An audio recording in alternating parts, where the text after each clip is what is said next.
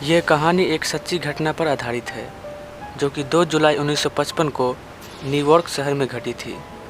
यह घटना time travel का अब तक की सबसे भयानक और रहस्यमय घटना बताई जाती है, क्योंकि इस घटना के बाद न्यूयॉर्क की खुफिया एजेंसी पर कई सवाल उठने लगे थे। यह कहानी शुरू होती है न्यूयॉर्क के एक एयरपोर्ट से, जहां जुलाई की शाम एक प्राइवेट एयरवेज ब्राज़ील के लिए उड़ान भरती है। लेकिन तब तक किसी को यह खबर नहीं थी कि यह घटना इतिहास में भी दर्ज हो जाएगी, क्योंकि इस जहाज़ की उड़ान के कुछ ही मिनट बाद इसकी संपर्क यहाँ के कंट्रोल रूम से टूट जाती है और यह जहाज़ रडार पर भी दिखाई नहीं दे रहा था। अब कंट्रोल रूम में बैठे सभी कर्मचारी को यही लगा शायद जहाज़ में कोई तकनीकी समस्या आ गई है, शायद इसलिए इसका संपर्क यहाँ के कंट्रोल रूम से नहीं हो रहा है। लेकिन कुछ घंटे बीत जाने के बाद भी जब इस जहाज़ का संपर्क यहाँ के कंट्रोल रूम से नहीं हो सका, तब यहाँ के कर्मचारियों का होश उड़ना शुरू हो गया, क्योंकि सबको यह लगने लगा कि शायद यह प्लेन कहीं न कहीं क्रैश हो गया है। इस घटना के अगले ही दिन से इस प्लेन की खोज के लिए कई रिसर्च टीमों को गठित किया गया और न्यूयॉर्क से लेकर ब्राज़ील तक इसकी खोज की गई, लेकिन इस प्लेन का कोई भी सबूत नहीं मिल सका।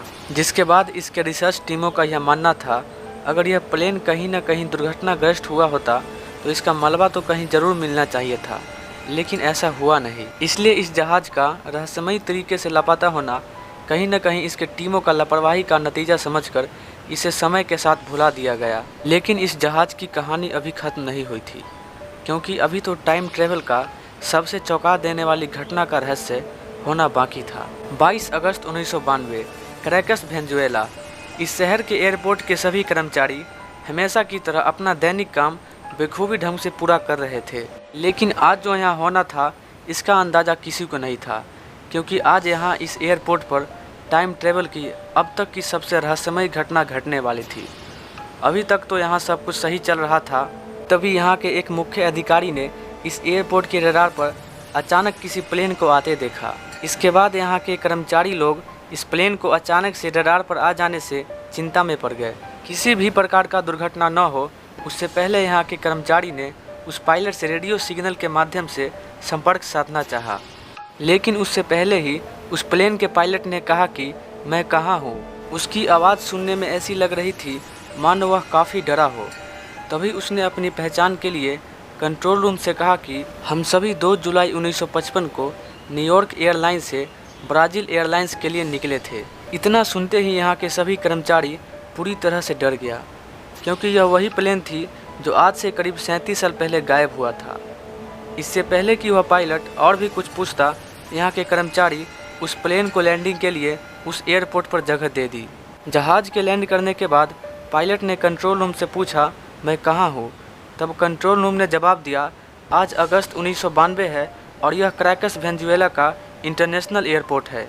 तभी उस जहाज़ में सवार पायलट घबराते हुए कहा कि यह नहीं हो सकता, यह संभव ही नहीं है, हम कहाँ आ गए हैं। तभी यहाँ के मुख्य अधिकारी ग्राउंड क्रू मेंबर को उस प्लेन की सहायता के लिए भेजी। ऐसे ही ग्राउंड क्रू उस प्लेन के नज़दीक पहुँचते हैं, तभी वे सभी देखते हैं कि उस प्लेन में सवार सभी यात्री काफ़ी डरे हुए हैं। तभी पायलट प्लेन के खिड़की से सर निकाल कर कहता है कि दूर हो जाओ, इस प्लेन के नज़दीक मत आना, हम वापस जा रहे हैं। इतना कहने के बाद वो प्लेन की खिड़की बंद कर लेता है, लेकिन प्लेन की खिड़की बंद करते समय पायलट के हाथ से एक चीज़ गिर गई थी और उसके तुरंत बाद वह प्लेन हवा में उड़ जाती है।